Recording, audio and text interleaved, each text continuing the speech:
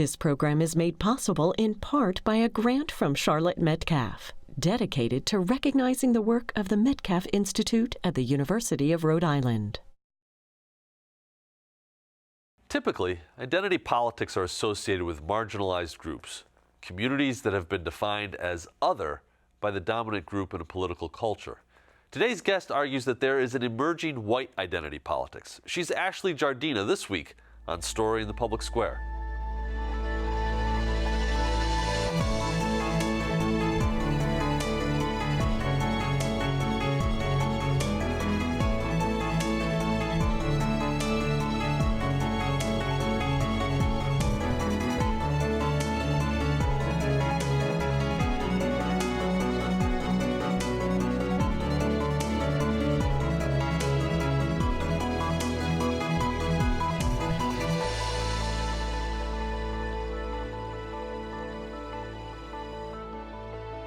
Hello and welcome to Story in the Public Square, where storytelling meets public affairs. I'm Jim Ludis from the Pell Center at Salve Regina University. Alongside me is my friend and co-host G. Wayne Miller of the Providence Journal. Story in the Public Square is an effort to study, celebrate, and tell stories that matter. To do that, we sit down every week with the best storytellers around, filmmakers, scholars, journalists, and more, to make sense of the big stories that shape public life in the United States today.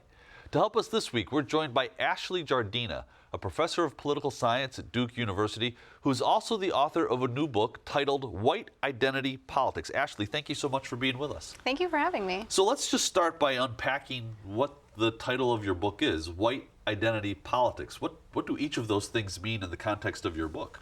Yeah, so what I'm interested in is understanding how many white Americans in the United States are responding to the U.S. becoming far more racially diverse than it was in the past. And so part of the phenomenon that I'm talking about and I'm uncovering is the fact that there are a sizable number of whites in the United States today who feel a sense of identity or attachment or solidarity with their racial group, and that solidarity matters for how they view the political world. So if we want to understand issues like attitudes towards immigration, attitudes towards certain social welfare benefits, and support for Donald Trump, then part of what underlies that is white identity politics. And how do you measure white identity? Yeah, so I use public opinion surveys, and in some ways it's very straightforward. I've got a long measure, but oftentimes I just ask people directly, how important is being white to your identity? And what I find is that about 30 to 40% of white Americans say that their racial identity is very, if not extremely important to them. And is that those numbers, do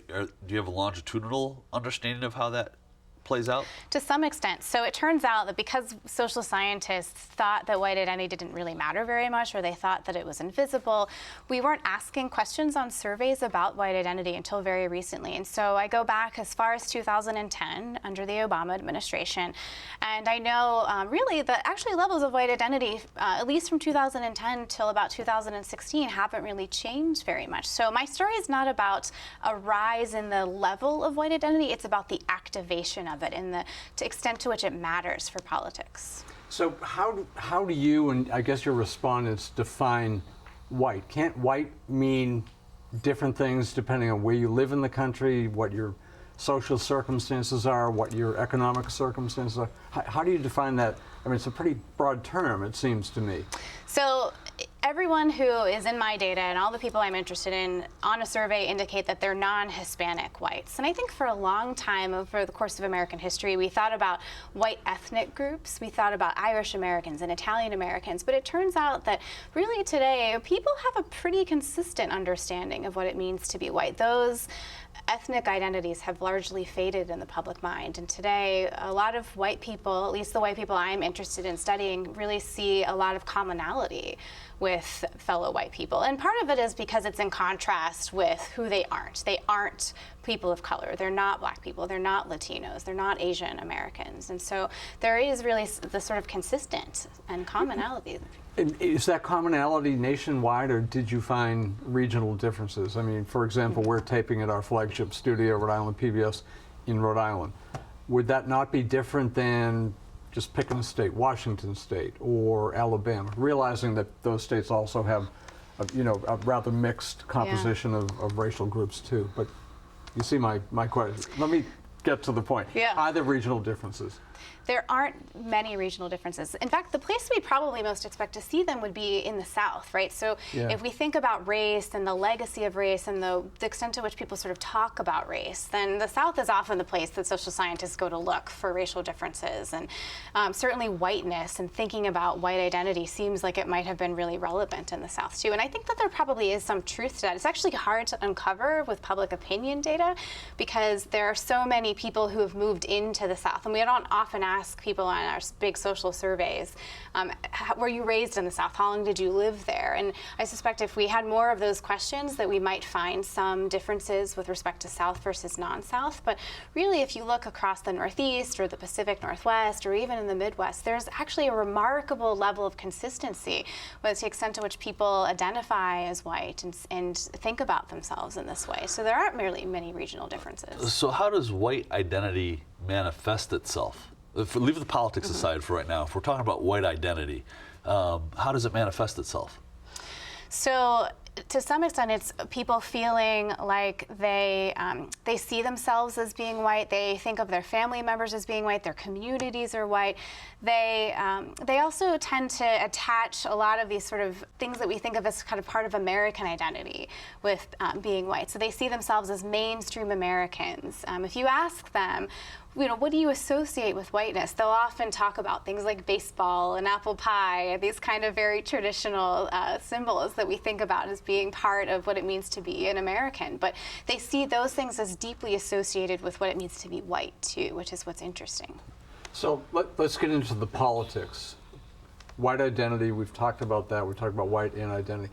How does this affect politics? And both on the regional and sort of local level, you mentioned cities are becoming increasingly diverse, but also on the national level. So that's a lot of questions that I've given you this. Let's start on the regional or state level. How does that affect regional and state politics?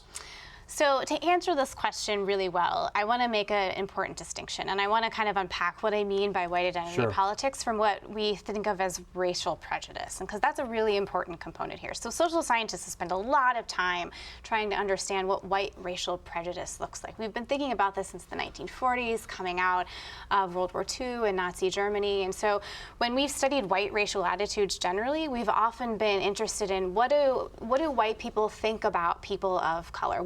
And particularly in the United States, how do whites think about blacks? And so we spent a lot of time thinking about the animus or the hostility or the resentment or the negative stereotypes that some whites have toward these groups. And we think that that explains racial inequality. It explains why some white people support particular political candidates. We know it explains why they oppose a lot of policies that are meant to help achieve greater levels of racial equality in the United States. And so that's kind of the lens with which we've often thought about race and racial attitudes mattering. And what I'm arguing is that there's another force at play here now, one that wasn't necessarily always part or central to American politics, that's more episodic, but that some whites aren't motivated at all by a dislike for people of color. Instead, they're motivated and they see the political world as being about trying to protect their group and their status and the privileges that they get as part of being white. And so that means that when politicians at the state level or at the national level talk about wanting to limit immigration, talk about wanting to help white people, wanting to do things for particular groups. A lot of whites, in a way that they might not have been in previous years, are really responding to that. They like those politicians. There's a discordant quality to that in the sense that typically when we talk about identity politics, we've been talking about marginalized groups who have used identity politics to try to level the playing field. What is the sense of grievance that motivates white identity? Or the sense of loss that motivates white identity? Well, exactly, it is. It's a sense of loss, and there are a number of things that we can point to, right? So for one, we know that because of immigration and demographic change, the whites are losing their numerical majority in the United States, and there's been a lot of news coverage about this, really, since But numerical majority is different from losing rights. Sure, but for a lot of whites, that's deeply symbolic, and it's indicative of the potential for whites to also lose out politically. And of course, during this period of time in which we've seen massive immigration, we've seen demographic change, we've also seen these other consequences, right? The election of the nation's first black president, deeply symbolic. deeply symbolic for some whites of a shift in political power, right? For the first time, there's not a white person. There wasn't a white person who was president. And so a lot of these whites are worried that they are losing their numerical majority, that they're losing their political power and status, and that potentially as the country becomes more diverse, that they're going to basically lose the privileges that whites have as a result of being the dominant group in the United States, of having a disproportionate share of power and economic and social and political resources. Is that a universally held fear among the people you surveyed and have studied, as opposed to whites who might say, well, the nation is changing and I'm fine with that? Yes. It's the way it is. Actually, frankly, our country has always changed racial composition. You know, when we go back to the original inhabitants, the Native Americans. Yeah. So whites who are high in white identity are far more likely than whites low on identity to be worried about the ethnic composition of the United States. They don't think that immigration is good for the country. And they're also worried that politicians who aren't white are going to do more for people of color than they're likely to do for white people. So for them, it really does seem to be about this legitimate, in their minds, sense of loss, right? And of course, the reality is that that's far from likely to be true, right? Even as the country becomes more diverse, it's highly unlikely that the disproportionate share of resources that whites have is going to markedly shift anytime soon. And that's part of why this is important, right? Because if we're interested in talking about racial equality, what's going on here is that a lot of these whites are really interested in frankly, preserving a system of racial inequality because they benefit from it. So what are the sources of information for people who hold these views? I mean, we live in a social media age. We live in an age of fake news, quote unquote, and you know the age we live in. Where do these opinions form? Is it conversations with other people?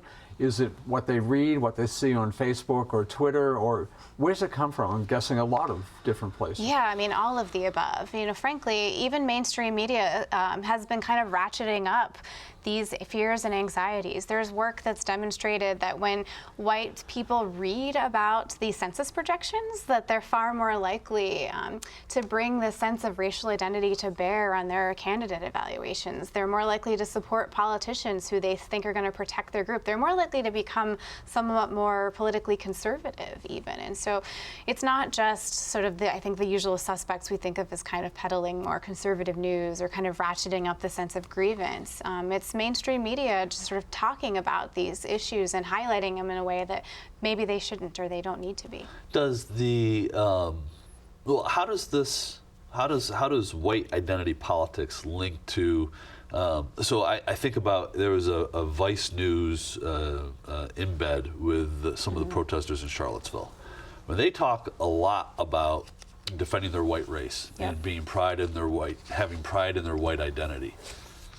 What is the relationship between what you're talking about and that part of the sort of the white supremacist movement? Yeah. This is a really important question. So first of all, the whites that I'm interested in, and we're talking about, again, 30 to 40% of the white American population, they certainly would not see themselves as members of the alt-right. I know that they reject some association with the KKK. The KKK is a deeply unpopular group among all white Americans. They're not members of the alt-right. They're not white supremacists. This is a far greater group.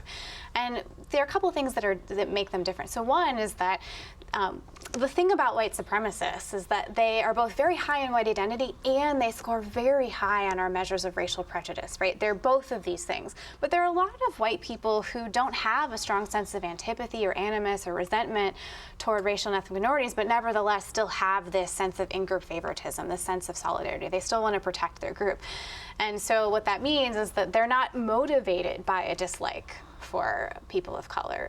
But at the same time, I think what's troubling and worrying is that they still hold some of the same policy preferences and some of the beliefs of bona fide white supremacists. And so sometimes I think people turn to white identity politics and they see it as maybe this kind of innocuous force or just another group in the sort of host of groups in our country adopting an identity. And what I argue is that actually we should be concerned about this if what we're concerned about is racial inequality and racial conflict in the United States. Well, and domestic tranquility. Absolutely. There's a long history, particularly in the European context, where political parties become aligned with ethno-national identities. Right. And that's a recipe for violence and bad things. Yeah, exactly. Just not to put too fine a tooth on it. Are there? We talk about the election of Donald Trump in 2016, and a lot of commentators have said that he gave voice to the white working class and sort of channeled their insecurities. Does your research does that correlate with what you have found? Yes, but with one caveat. So a lot of people think that the story about white identity politics is a story almost exclusively about the white working class. And it turns out that that's not true. That there are people who are across the income and occupation spectrums who possess this sense of identity. So it's not just limited to the white working class by any means.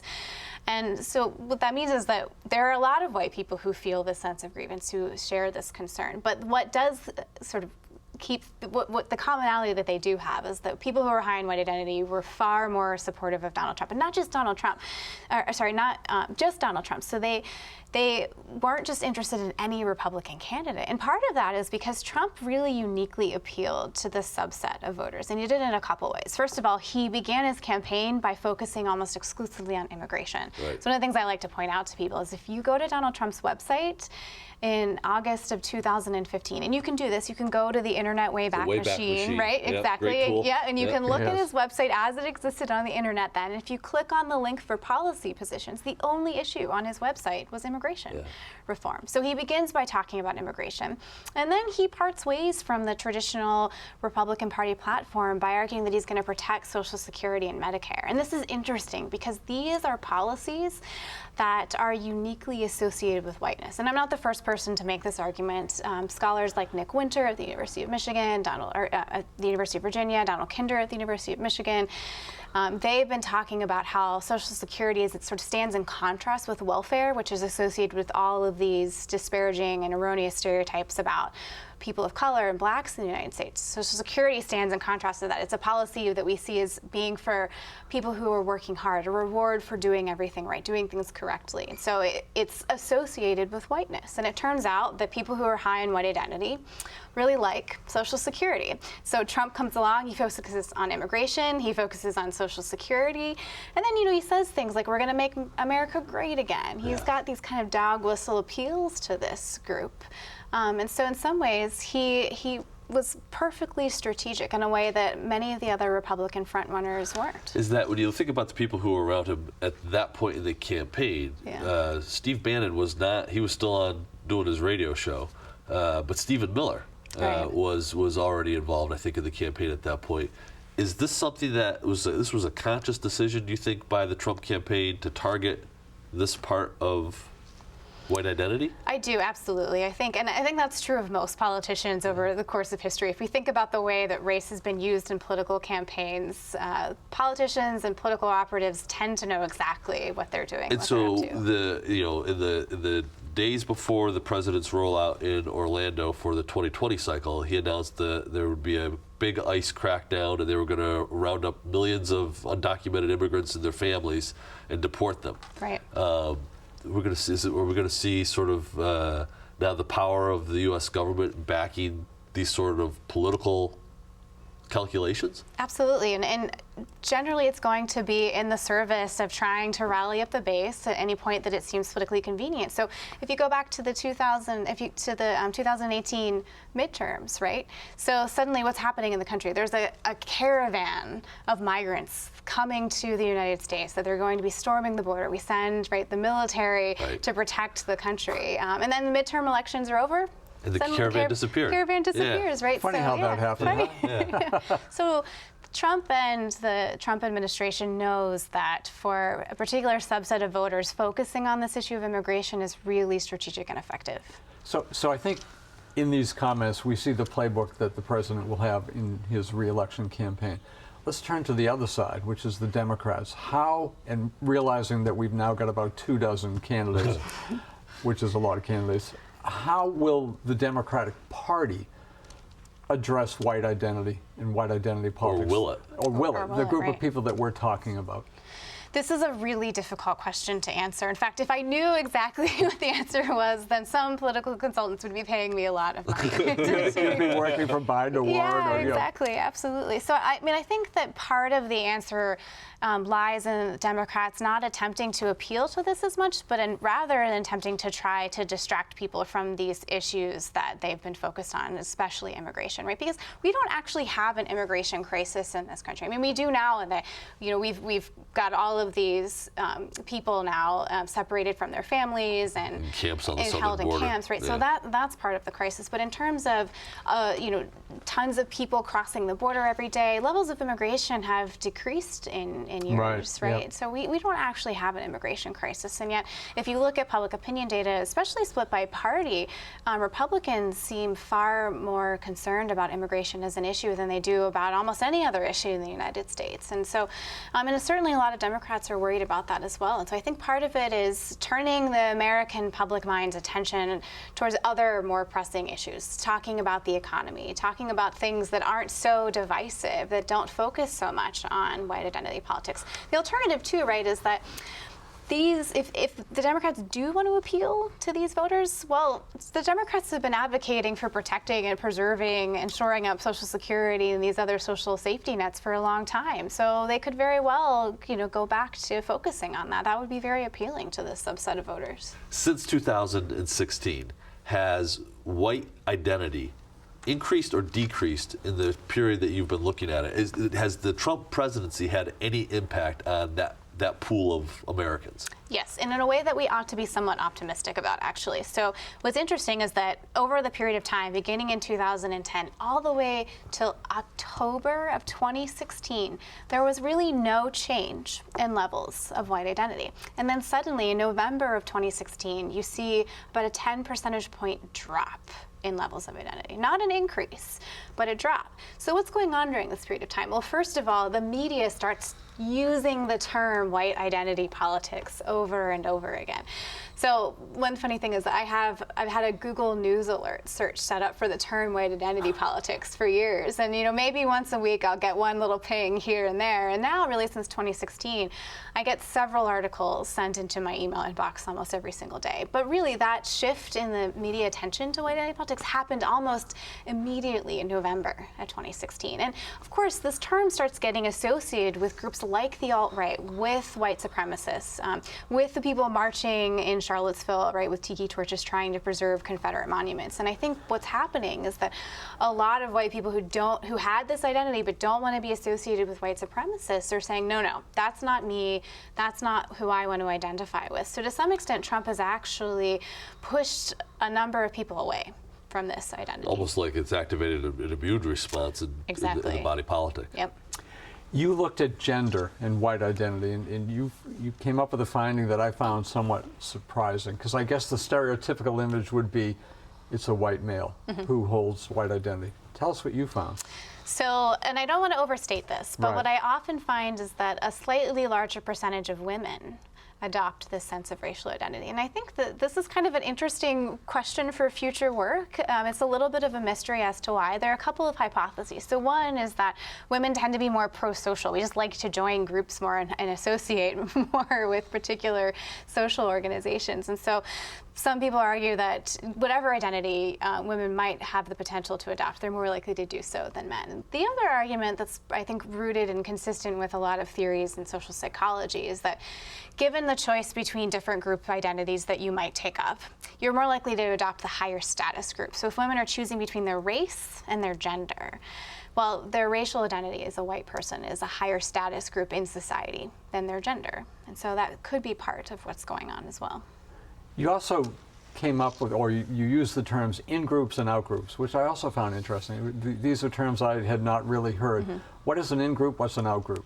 Yeah, so in-groups are whatever group that you feel that you're a part of, that you have some identification with. And sometimes those are groups that don't hold a lot of meaning to you, but sometimes they can have a tremendous amount of meaning. They can be sort of central to how you see yourself. And so we do this all the time as human beings. We organize and we categorize people into us and them, in groups and out groups. It's part of our makeup as human beings. And what social psychologists have found for a long time is that when we do this, we also tend to then develop and adopt a whole set of psychological processes around this sorting. And part of that is that we like to favor our in-groups. We like to have more things for our in-groups. We like to, we see ourselves more positively through our in-groups. We adopt a higher sense of self-esteem.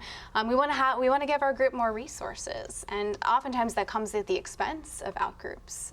But that's kind of just it's a very social psychological definition, but it really applies to kind of just how we move about in the world. We got about a minute left here. I'm curious though if there's any correlation between educational level and white identity. Absolutely. So whites who went to college are less likely to adopt a sense of white identity. So to the extent that there is maybe a class story here, whites who didn't go to college are more likely to have this sense of identity than whites who did. So very quickly, since we are almost out of time, you're working on a new book. Tell us very quickly, I guess in like 15 seconds. Yeah, absolutely. So this is a book with my colleague Spencer Piston at Boston University, and we're interested in the concept of dehumanization. And we're arguing that scientific racism, or this belief that some whites have that whites are genetically and biologically inferior or superior to people of color, particularly blacks in the United States, that's actually far more prevalent among white Americans than people thought before. And if you want to understand criminal justice, policy, support for the death penalty, police brutality, then you have to think about this as an important component of. This is a remarkable set of issues, and Ashley, we thank you for joining us to talk about it. She's Ashley Jardina. The book is White Identity Politics. That's all the time we have this week, but if you want to know more about Story in the Public Square, you can find us on Facebook and Twitter, or visit pellcenter.org, where you can always catch up on previous episodes. For G. Wayne Miller, I'm Jim Ludis, asking you to join us again next time for more Story in the Public Square.